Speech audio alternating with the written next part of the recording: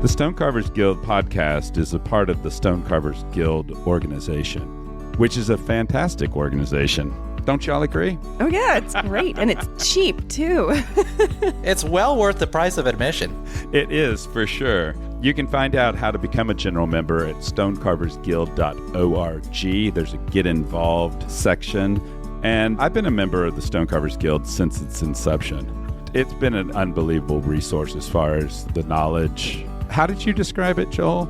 Oh, it's a living library of knowledge that the stone carving world otherwise is sort of hard to break into if you are looking around for it. I'm a general member. I'm not a full-time stone carver, but I love it from kind of a hobbyist, part-time perspective, but looking to learn more, and found that through the Stone Carvers Guild, through its forum, and through being able to connect easily with other like-minded folks like Bethany and Matthew. Yeah. So if you want to be a general member, it's just $40, and you would have access to the resources, which include the forum, and then you can log on and you could ask Matthew questions on the forum. Or anyone else. Or anyone else. And also there's the annual meeting, which I just love because once a year, getting together and sharing stories is an unbelievable experience. And that's something that's also available to general members. Attend a general meeting or even become a professional member, which has other benefits as well. You just have to go to stonecarversguild.org and click on Get Involved at the top. Join today. Welcome to the Stone Carvers Guild podcast. Here you will meet a variety of carvers working throughout North America. Drawing on our collective experience, we seek to share knowledge about this ancient art and to do our part to ensure that stone carving will play an important role in built environments for generations to come. So whether you are an experienced carver, new to the craft, or just curious, put on your safety goggles, open up your mind, and welcome to the workshop. All right, welcome to the Stonecarvers Guild podcast. I'm Matthew Johnson. I'm Bethany Lee. And I'm Joel Penorwood. We got it. We got it, guys. Look at that. We didn't stumble over it. Hey, we're getting better. We should introduce ourselves and the name of the podcast and the guest. The guest this week is Simeon Warren, and I'm really excited to share this conversation. I had no idea where it would go, and it was just really, really interesting. I guess if you were going to introduce Simeon Warren, Bethany, you'd describe him as the founder of the American College of Building Arts. Is that right? At least he's the founder of the stone carving program there, it sounds like, right? Well, it sounds like. I didn't We're realize. like one of the people who founded the college, and he's the first. But also like the academic, he basically headed up the academic hiring for the college. Oh, okay. I didn't realize he was so instrumental. It's a great conversation. Yeah. We shouldn't dilly-dally around. We should just go for it. Let's get into it. It's an eclectic conversation for a guy who's had quite a career. Absolutely. Yeah. I do want to ask listeners, if you like this program, this monthly podcast, leave us a little review and give us a high number of stars. It does have to be 5. Yes. It needs to be 5. Okay, it needs to be 5. But reviews are important too. So if you like what you're hearing, we've kind of got a track record now. I think people can decide, if you're still listening, then you probably like what you're hearing. So give us a little bump. Yeah. All right. And visit the stonecarversguild.org website too, and become a member. And then in 10 years, we'll interview you.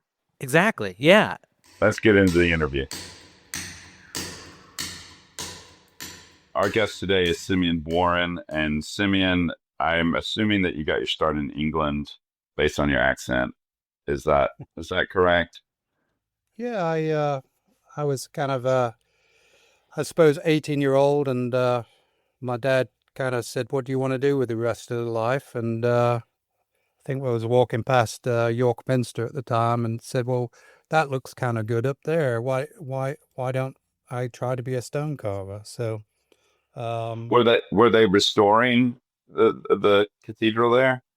Yeah, York Minster has a yard that's right next to the cathedral, and as we were walking past, the doors were open and there was lots of activity, and we were able to walk in and have a look around, and we were able to set up an interview with York Minster, and the head of the yard at that time interviewed me for a position there. But one of the problems was when I was 18 years old is that the government only gave money for apprenticeships up to the age of 15, or beginning at 15. So at 18, I was too old to do an apprenticeship.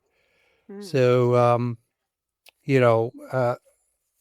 I only found that out about 4 years ago. My dad went back to York Minster for something, met the same guy that I interviewed with like 30 years ago, and he told my dad that story. But at the time, we started looking around. We actually interviewed or we connected with the CITB, which is the Construction Industry Training Board. And there was no real other choice. They basically told me I was too old and I couldn't be an apprentice. Wow. And so we were kind of stuck in terms of, being employed by a stone company because no one would take someone on. And I actually found a small college in England called Weymouth College.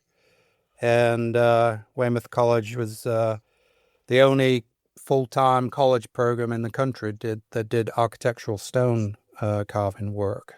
And I went down for an interview there, and I got into that college and was able to do almost like a 2-year associate degree. That's kind of how I began, and it was quite a journey from the beginning of kind of figuring out that this is something I wanted to do. So when you graduated with the 2-year degree, did that have the same function as like bypassing the apprenticeship that you would have done from 15 to 18? A little bit. I got an interview once I'd finished that second year, or coming up to finishing that second year, with Lincoln Cathedral. And one of the apprentices at Lincoln was actually doing their exams at Weymouth College, and he said I should apply for a job up there. And so I went for an interview at Lincoln, and I got on an apprenticeship at Lincoln, and I was probably 19, 20 at the time when that happened. And so that was like a 3-year apprenticeship. Oh, I see. Okay. So it got you enough over the hurdle that the Lincoln restoration didn't need to have your wages subsidized by the government. Am I understanding that correctly? Yeah, I mean, pretty much. Lincoln took me on because I'd done the training, and Right.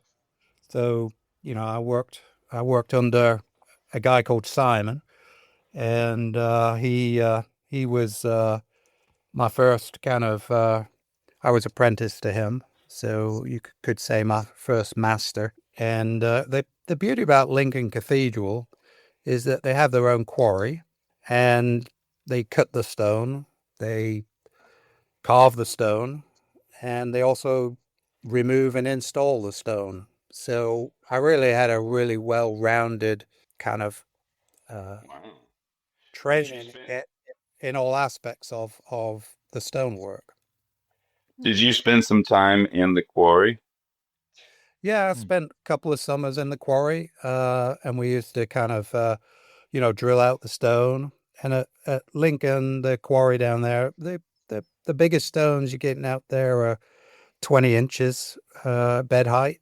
And, most of the stone coming out is kind of 12 inches once it's sawn 6 sides. So it's a shelf. It's a fairly thin shelf. It's a fairly thin shelf, but it does the job. Yeah.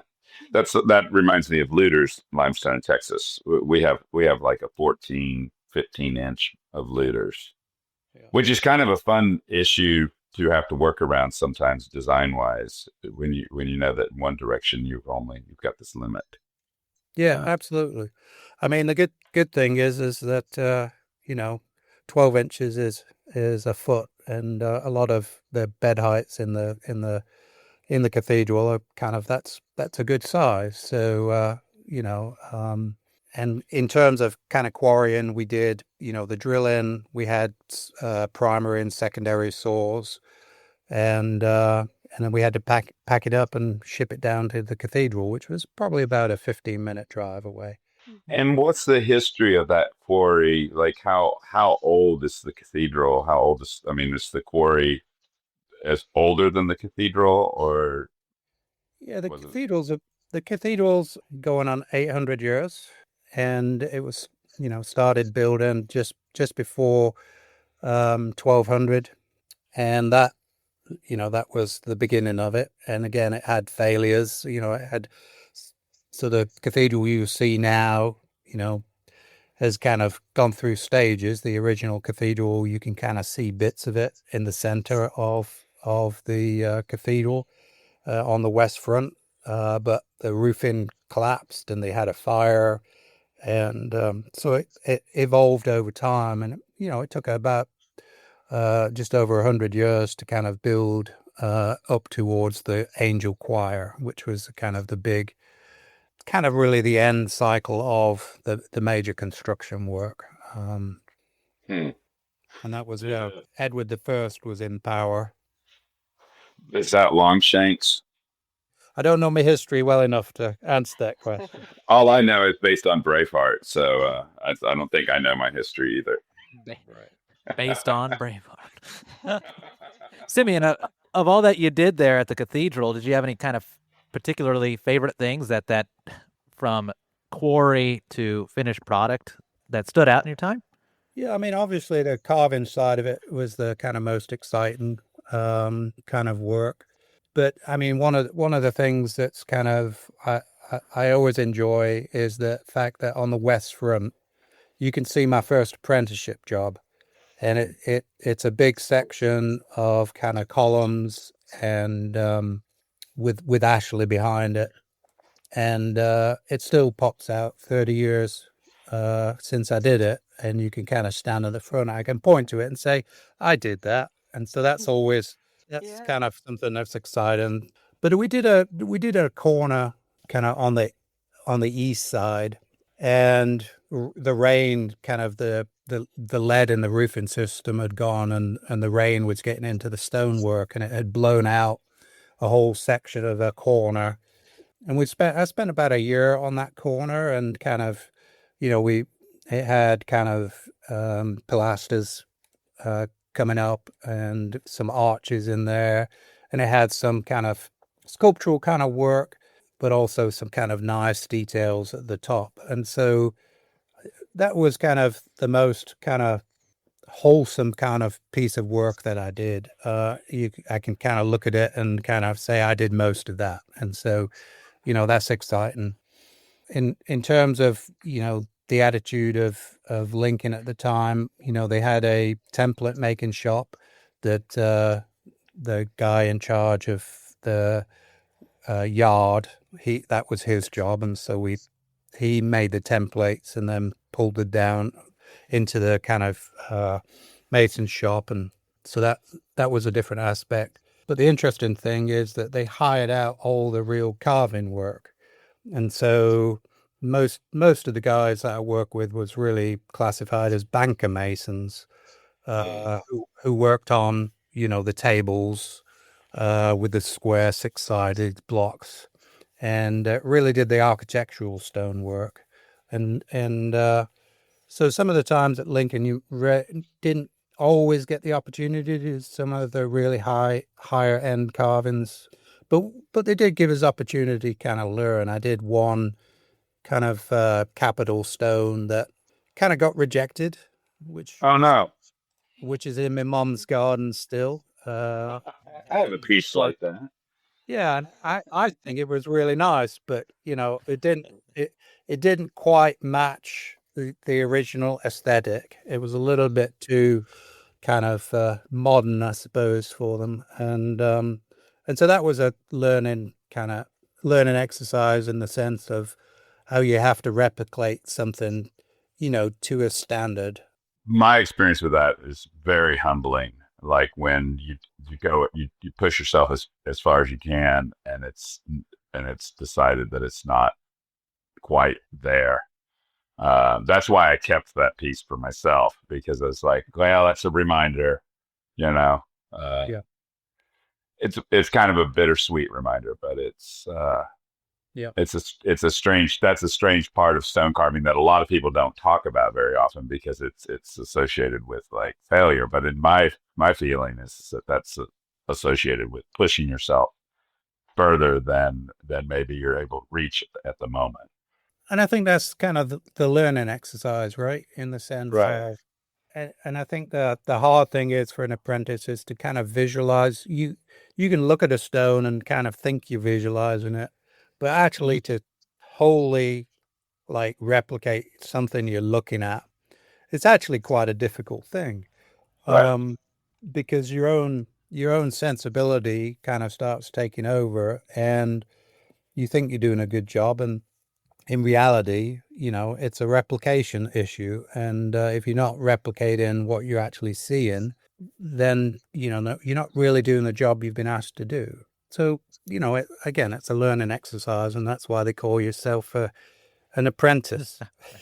Right. Simeon, we've talked in depth on this podcast about like sometimes the very difficult learning parameters in, say, the Italian school in some shops, or better instructors than others. How would you say your earlier days of learning kind of stacked up in that? Did you have some pretty good mentors, or steal it all? Yeah, I mean, take it step back a little bit. I mean, I was a C grade student in school, and I think when I went to Weymouth College, I started getting D's, and I suddenly realized D's meant distinctions, and so when I was in college, I kind of started understanding that I'd found something I was good at.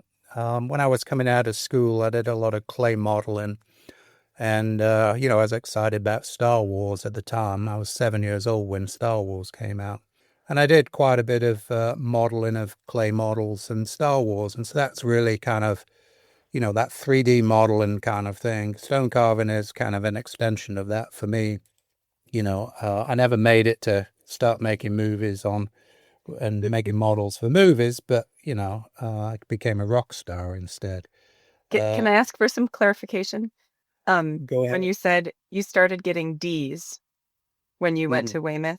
So Yeah. is the British grading system the same as the American grading system? Does that mean you Well- did better or you did worse? Well, City and Guilds, which is the kind of certificate I got, does pass or distinction.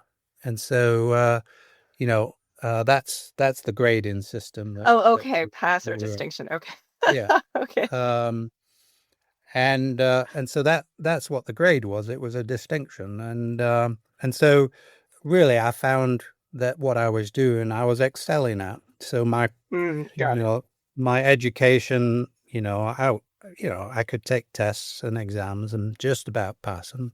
But as soon as I started doing the practical work, that's when my sensibility and skills came out. And so, that I think that's important to understand in terms of training, is that some people are good at like book work and exams. And I wouldn't say I'm bad, but, my skill is really in my hands in the making. And, to go back to kind of Joel's kind of question, so I come out of college and I went to Lincoln and I was put in apprentice to this guy. And he really didn't like me. And so, first time I'd ever used inches, because when I was in school, we used centimeters. First time I cut a stone, I got lambasted for not knowing what a quarter of an inch is. I've never heard of a quarter of an inch. I mean, my dad comes out of a generation that's what they used. But so, and in America, obviously, you guys use inches, but at the time in the 80s, people had moved on to the metric system. And so working on a cathedral that still uses the old kind of inches system, that was a challenge.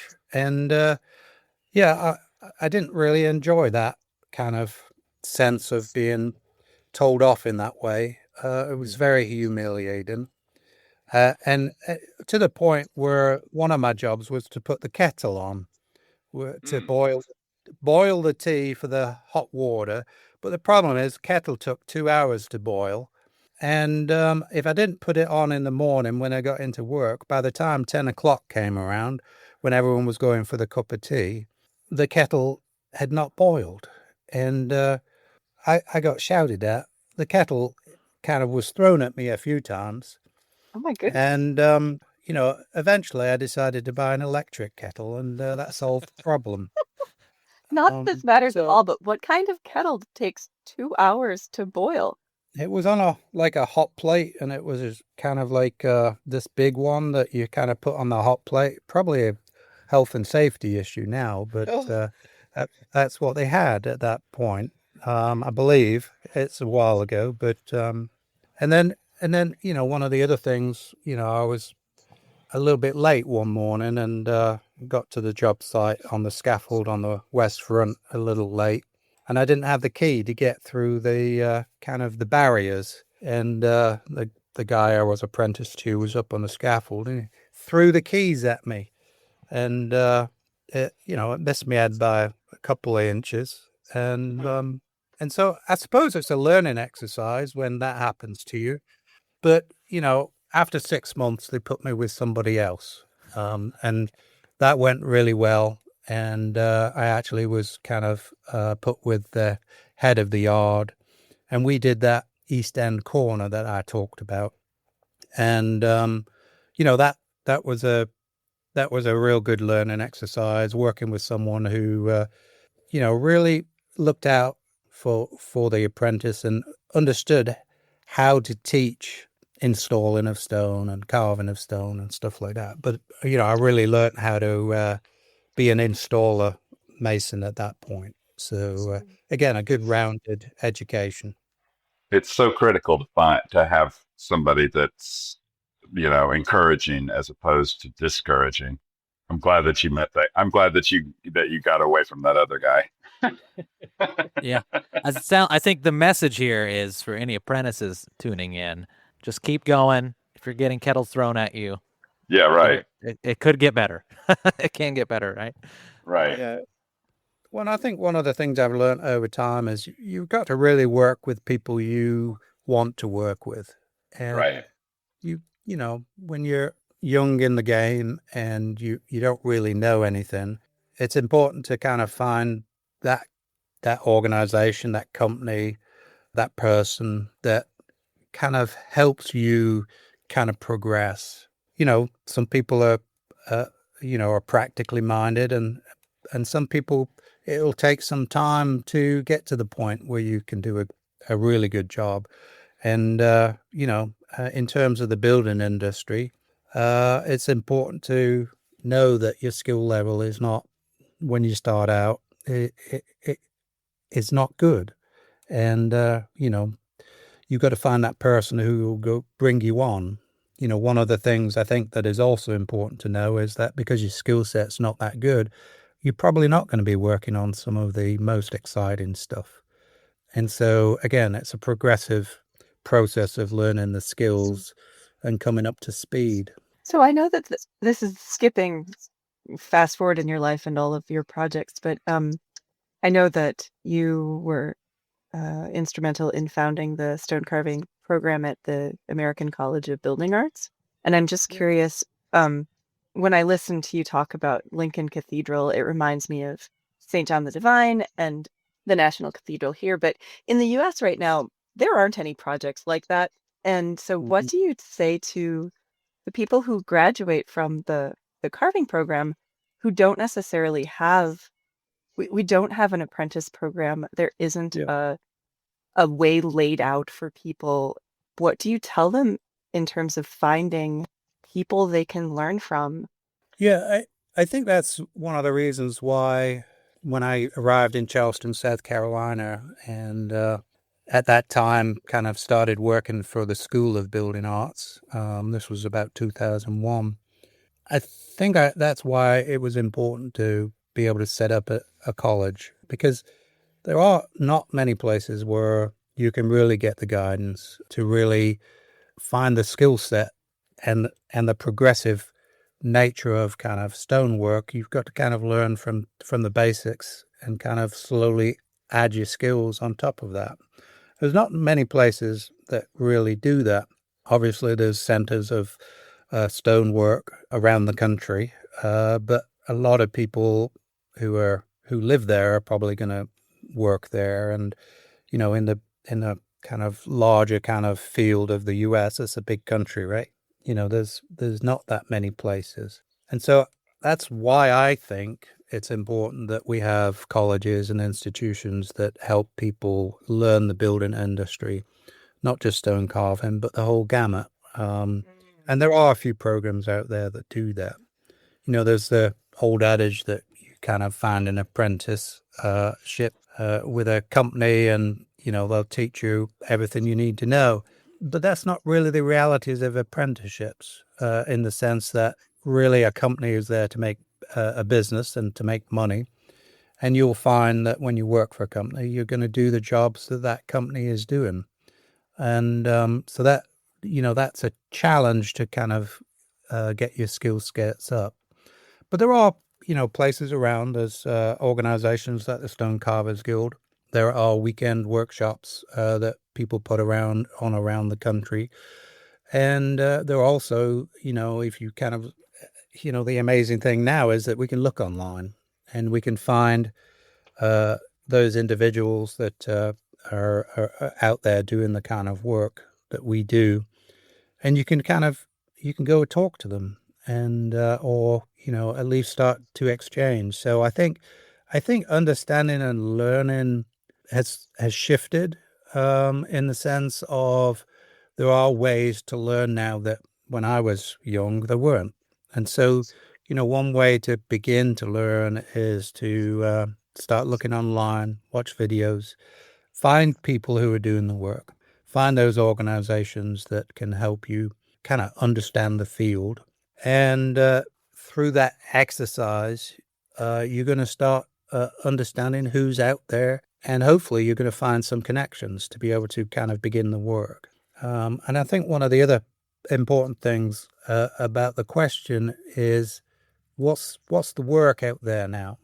And, from my point of view, I got such a well-rounded education. I can install stone, I can carve stone, I can conserve stone, and I can work on new buildings, I can work on old buildings. And I think for me, that's a gift, is learning all the different skills. Not only learning I'm not a great bricklayer, but I can lay a few bricks. I can lay stone work. I can do plaster work, I can render on. So, I think that is important for people to know that it's not just carving.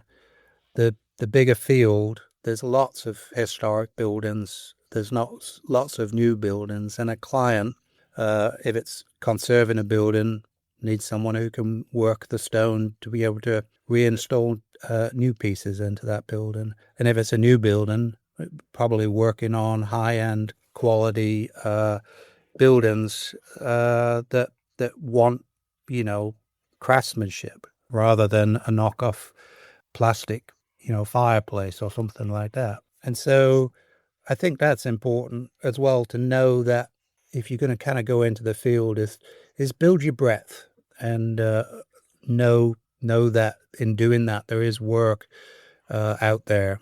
And I think that should be exciting for somebody to be able to learn all those skills. A lot of times it seems like I call it cutter work, but I think you call it banker work. But I think that there's so many lessons to be learned on the things that we would describe as kind of more plain or simple, but just like running returns on moldings and things like that. That a lot of times, if you just focus on the carving, those things which are essential kind of can get lost. So I agree with you that having that wide range of experience really informs all of the other aspects collectively. of the carving experience. I think one of the things I kind of learned when I worked at Wells Cathedral, I was the deputy yard foreman at Wells Cathedral for a short period of time, and they were more commercial. And so I learned in Lincoln I was using hand mallets and chisels, and at Wells I was using air guns and angle grinders and more production. That's another side of kind of learning skills. These are all tools. What's the most efficient tool to use to produce the effect that you're looking for?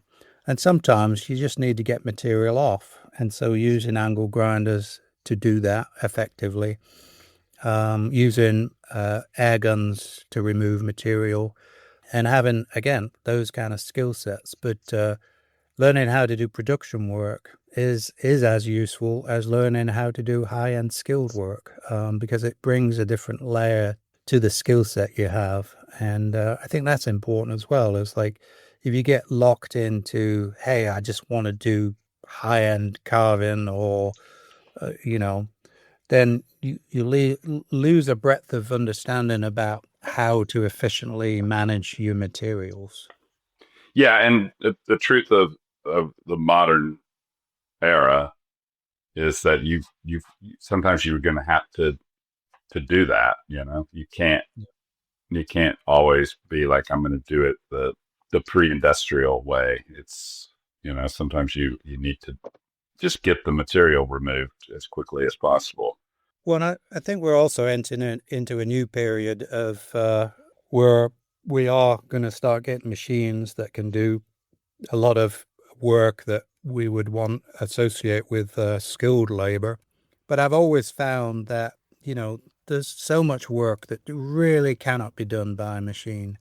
Right. And even, when you do get a machine doing a massive amount of work, there's always still the finishing that, a machine can't intellectually understand what it's doing.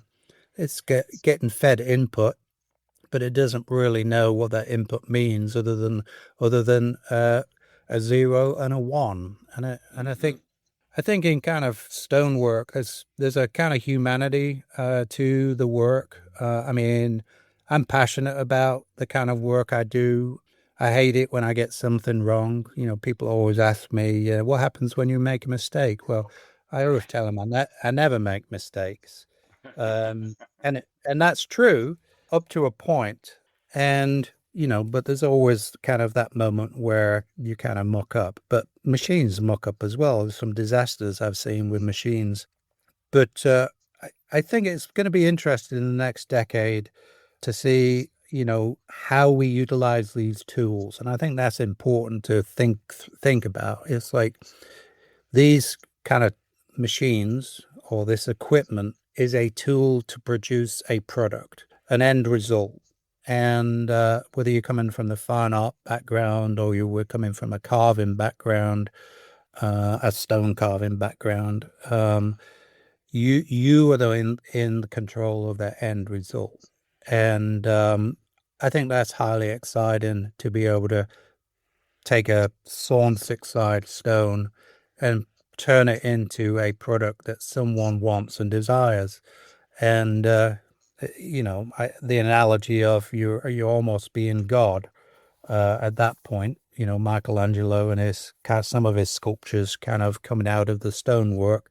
There is a sense that, if you really think back historically, and I'll go back to Lincoln Cathedral and the angel choir, the people who were looked up at those angels in that area of the cathedral really believed there were angels up there. And you really are trying to create something that speaks to something more than just kind of an object. You're really trying to impart information into an inanimate object to make it something that comes alive and that people get excited about.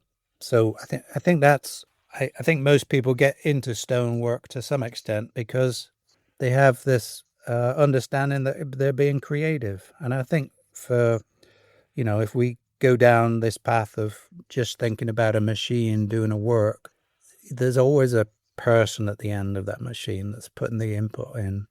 But also that machine can't do everything. And so you have to have the skills to be able to do the work. And so I think it's going to be a challenge in the next kind of decade. I know the stone industry has gone through kind of phases, and I think this is a new phase that's coming up that we're all going to kind of have to learn how to utilize those tools. Can you give us any examples for what are the things where the machines can't do it, and what are the things that the machines can do? Yeah, I know. I've kind of worked a little bit with the National Cathedral, and they've been using, axle machines to kind of carve quite a lot of the turrets that are on the cathedral up there. And the machine can only get it to a certain point, and it's really just removing material. And then they have to bring the carver in to complete that work. So even at the level of kind of, that cathedral that was, it was really a modern cathedral that was built. A lot of the work is, they have a concrete roof, which, was a little startling for me to see. And a lot of the building work was very kind of fast production work. But really, those high-end visual things that are seen, they're using the machines to do the quick work, to remove mass. But they're really still using the carvers to kind of do that completion work. So, and is it because the machines can't get to that resolution, or is it because it would be a lot more expensive to get to that resolution? Yeah. I mean, all the stuff I've seen, has always got lines on it. And so, when a machine with a drill on is going kind of backwards and forwards, you always see those lines. I think Matthew may know more about kind of how far that technology is going than I am right now. But No, I don't. yeah, but that's what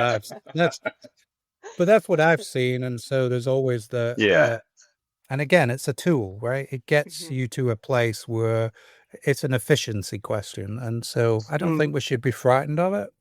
I still think we're going to need these skill sets, whether we're working on old buildings or new buildings. We're still going to need the skill sets to be able to kind of walk into that building and install that work or kind of carve that work. And there's always going to be somebody who wants something unique and individual. And they really are looking for these skilled workers that really can do this stuff. In listening to you, it kind of reminds me of like probably during in the textile industry when, clothes used to be handmade, and then they figured out like, oh, we can automate a lot of this and make clothes that are, cheaper to make. And I'm sure that at that time, a lot of the high end tailors probably were a little bit nervous about that, but that industry didn't go away. It's just it kind of expanded the number of people that could afford, clothes. But then there was still that high end of tailoring, and the same thing is probably going to happen with the stone industry, because you can't get a totally unique. I mean, if you have a one-off where you're just this is a bespoke fireplace, it doesn't seem like it's financially worth it to try to program a machine to do that the first time. It's worth it if you're going to do 20 of them, but if you're going to do one of them, you still want that that carving to be done by hand. Yeah. That's just my thought right now. I'm curious, when you said that the Wells Cathedral was more of a commercial enterprise, why would one cathedral be, like Lincoln would be much more, I don't know what the word would be for it, but like where you're like, the difference between the two, like where one is like commercially motivated and the other is more just kind of doing it the traditional way for a reason. What's the reason for that. Yeah, well, when I went to Wells Cathedral, they were working on the central tower, and really that was the last kind of big kind of project at that time, and so it was kind of the end of the '80s, coming into the '90s. That company to survive, it had to turn into a commercial entity to work on kind of production work that was coming from the building industry and not just from the cathedral. So it diversified to be able to take on that work all over the country. And again, they had they had the saws, they had the carvers, and they took jobs on, from around the country that they had to bid for contracts and stuff like that. And again, that's kind of why I learnt those skills to be able to start pushing material out a little quicker. But that was the reason. Is sometimes in a life cycle of a cathedral, there are lulls in what you need. I mean, interestingly, at Lincoln, they made a mistake in their fundraising when I was there, and had to fire half the workforce. They sent the Magna Carta to Australia. They probably should have sent it to America. That kind of journey to Australia, they didn't make any money and lost a lot of money. They thought it was going to be a big fundraising kind of opportunity. And they really had to make the decision at that time to kind of remove half the workforce, and which was very sad. So there is a cycle to managing a cathedral in terms of raising money, and because tourism will only get you so far in terms of these multi-million-dollar projects. I think Wells had to make that decision to diversify because the actual cathedral had come to the end of a lot of the work. It doesn't mean that they wouldn't work on it in the future. It just meant that at that particular time, we had to work on other projects. I see. This doesn't have anything to do with stone carving, but you said the Magna Carta. So does Lincoln have a copy of the Magna Carta? Is that what you're saying? Yeah, Magna Carta is the a document that was created in the 12th century that kind of started creating the democracies to some extent. Right. And it's kind of interesting conversation right now in terms of kind of where across the world we're heading. But one of the foundational documents that the American the founders of America looked at was probably the Magna Carta, and that's kind of like our England's founding document at that time. And yeah, Lincoln has one of the only copies of it, and it's actually they made a new building for it over by the castle, I think now, and so you can still go and see it. Interesting. So it's kind of like people make a pilgrimage to Lincoln to see the Magna Carta rather than like the Pinky of Saint Sebastian or something. I mean, is that right? I mean, it's one of their relics. But also, I would say that if you look at America, it's the Constitution, right? People go and see the Constitution, and there's not many of those original documents around, and so yeah, it is one of those kind of draws to Lincoln. I think the other thing that was interesting at Lincoln is Edward I and his wife. She actually died at Lincoln, Eleanor, and they have a tomb in Lincoln for Eleanor, and it's probably only her heart was laid to rest there, and over a certain period of time after she died, this was about 1290. They actually had a procession down to London. It took them about 12 days. And every time they stopped, they built a cross. Their master masons built a cross to signify that Queen Eleanor had laid to rest in these kind of places. There's only 3 of those crosses left. But she ended up at Westminster Abbey, and another part of her went to Blackfriars Abbey. And so she's kind of spread around the country now. But, that is one of the draws to Lincoln as well as the Lincoln Imp. Wow. Wow.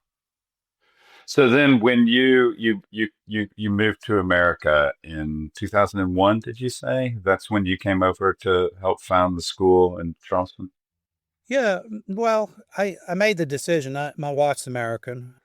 I met her at college. Went to the school, Glasgow School of Art, between Lincoln and Wells. I actually did contemporary art rather than kind of traditional art. But met her there, and we decided to kind of make the move, and we moved to America, and ended up in Charleston for no real reason. And the exciting thing for me is that there was a small group of people, probably 3 at the time, that were starting to build a small college called the School of Building Arts. And I actually started working for them in 2001.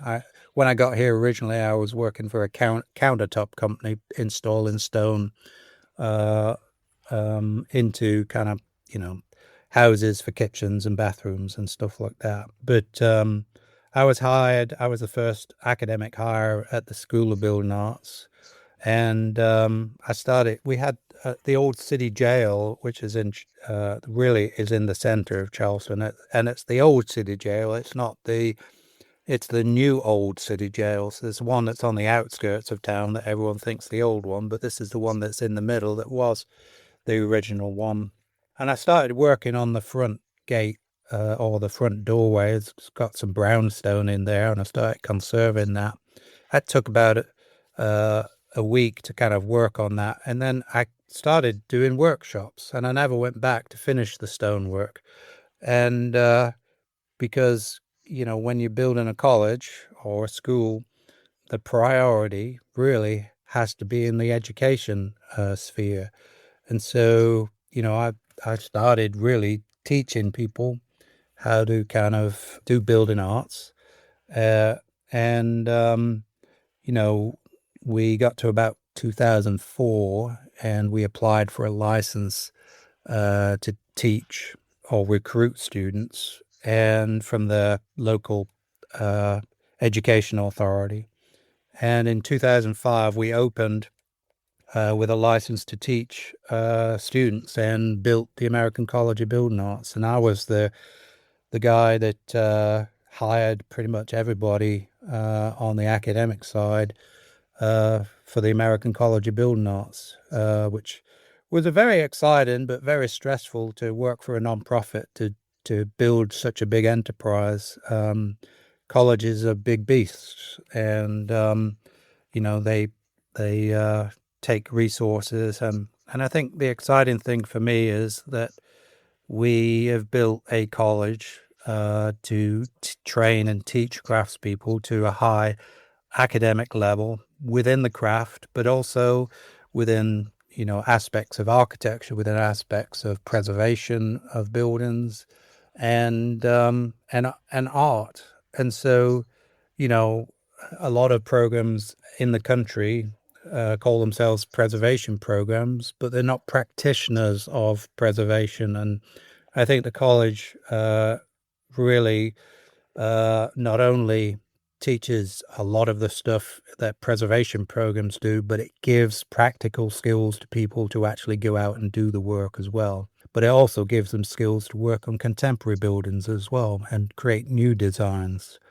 So the college, it's really a 4-year liberal arts program. They have English, they have maths, they have languages, they have history, obviously focused on buildings. But it really is the first program, I would say almost uniquely in the world, that is training people to the craft level of a degree. And I think that is an important statement, because a lot of people around the country, that's what they want. They want to be able to say, I achieve this academic level. On the other side of it, it may be the only place you can find to train to do the work progressively. And so from those 2 points of view, I think the American College is a unique institution that is a major gem that a lot of people around the country don't know about. But once they find it, they get really excited about it. And some of the students that have come out of there and some of the work that's going on is at such a high level that really are creating a new generation of people who potentially can become masters at their craft. Was there ever a motivation, like rather than to build a college out of whole cloth, was there ever not a motivation, but an inclination like, well, why don't we find an existing university or college to partner with? Is that something that was in the conversation, or was that never considered? Yeah, yeah, it was discussed. The problem with the building arts is that you really have to spend time doing the craft. The problem with that is that doesn't really fit in a lot of academic models.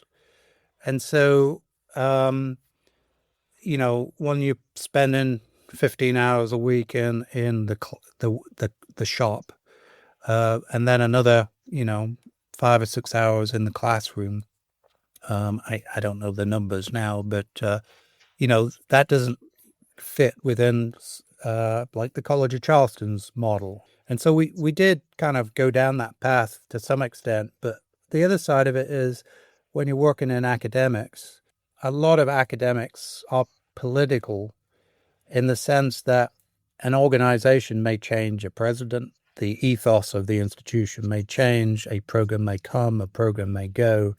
By creating a singular college that has its own mission, that's what it's there for. It's not, its mission is the building arts. It's not, to teach liberal arts. It's not to teach architecture. It's to teach the building arts within some of those frameworks. And so it became pretty clear that if we didn't, if we, worked with another college, then our kind of future would may be taken out of our hands. Right. And why did you choose to have it be a 4-year degree program where you get a BA versus, say, for instance, more of a technical college or atelier model where it's to teach these skills and you graduate with a certificate? Yeah, so talk about the associate degree. ACBA, I think, still does an associate degree. So you can stop after 2 years if you want.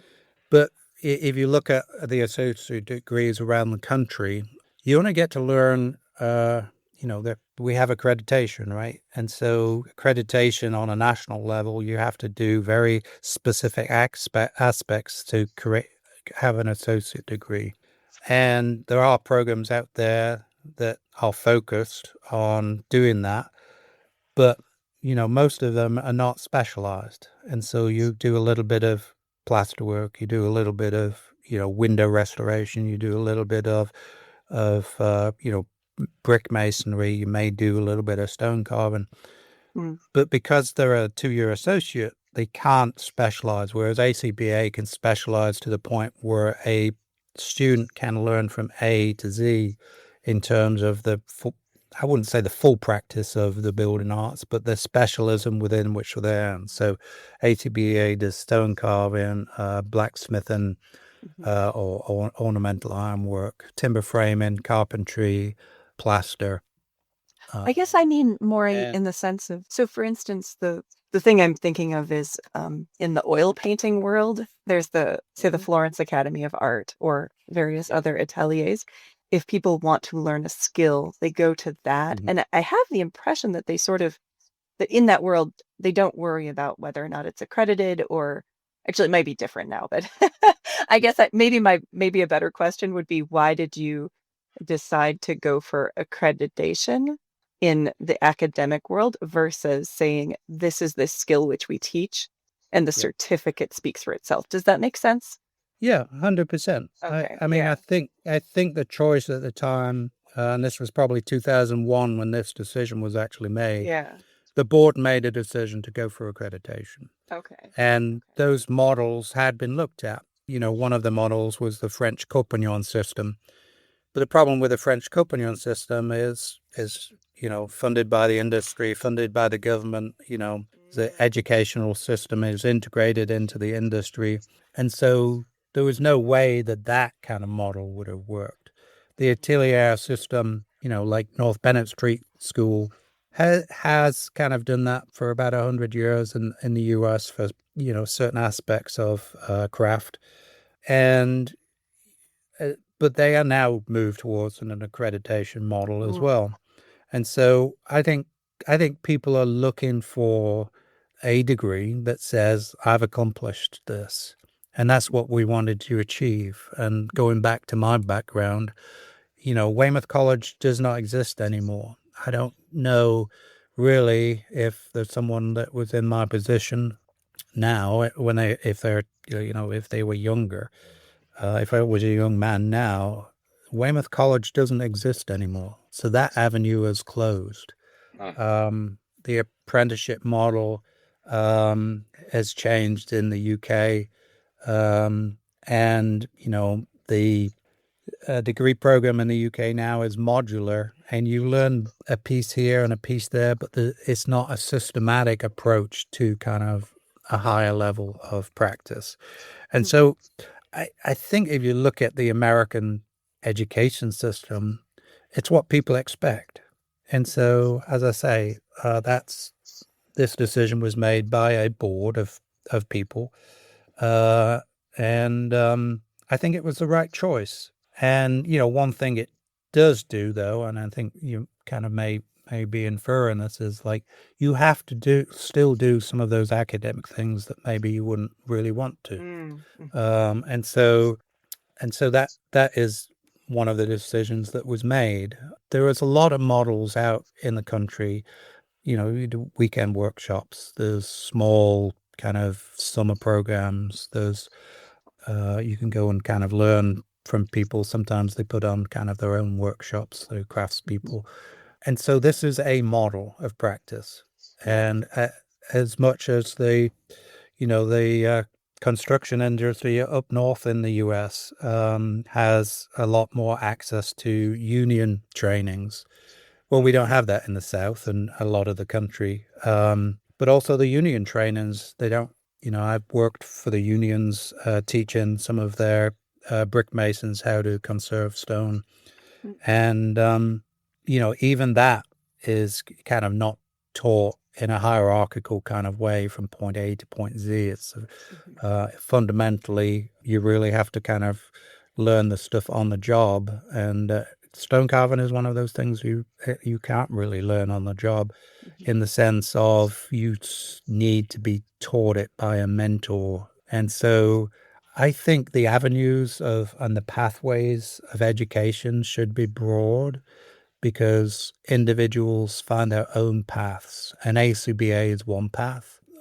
Workshops that you can kind of find. I know there's kind of a festival in Indiana, I think once a year, where you can go and kind of, learn some of these skills. Or those are pathways to experience, a craft. And I think for me, that's a really important, as somebody who has trained from the ground up, and knowing back to my history, is some people learn in different ways. Some people find a path that is kind of mysterious and end up, who'd have known when I was an apprentice stone carver that I would end up being the dean of a college and the academic, facilitator of the education.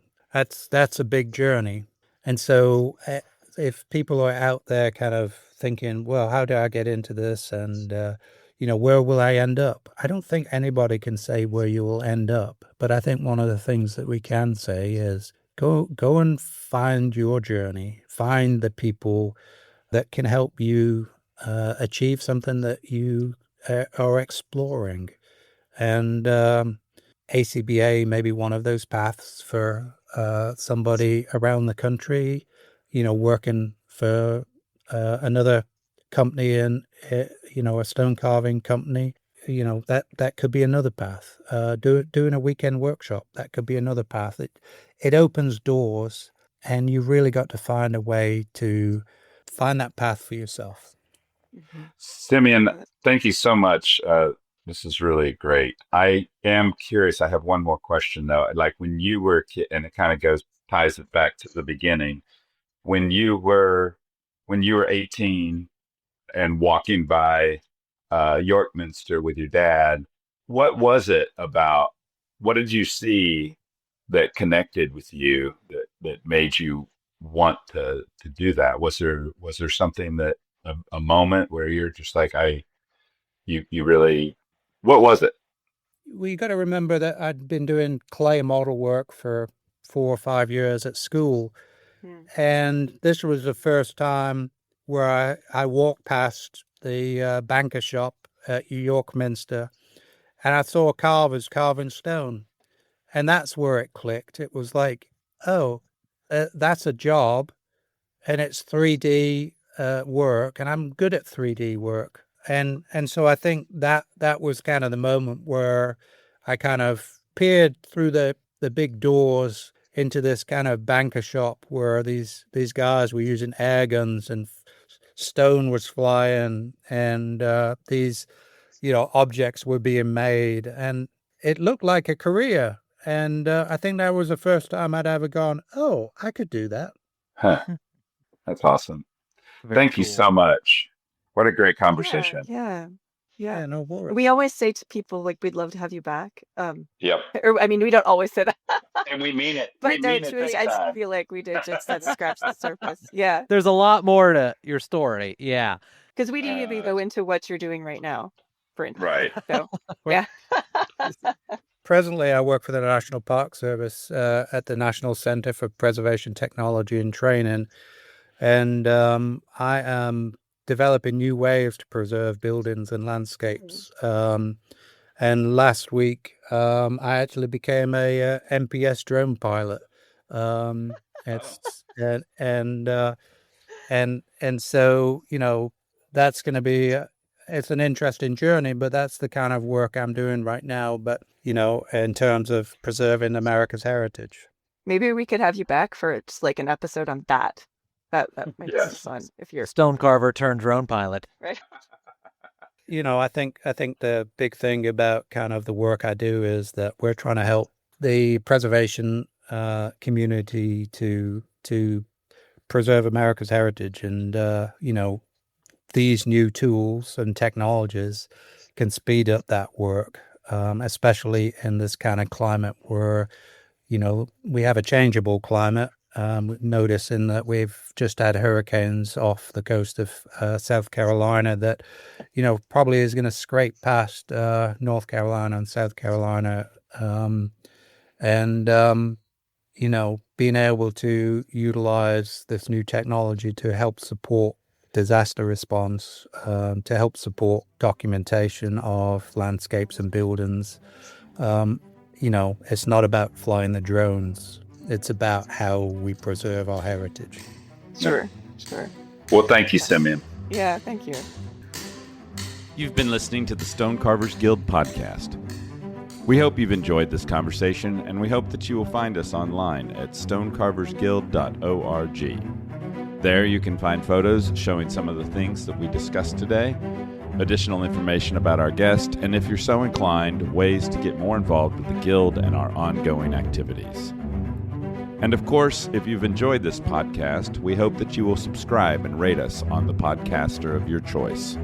5 stars, please. We'll be back in a month with a new episode, so until then, keep your hammer up and your chisel sharp.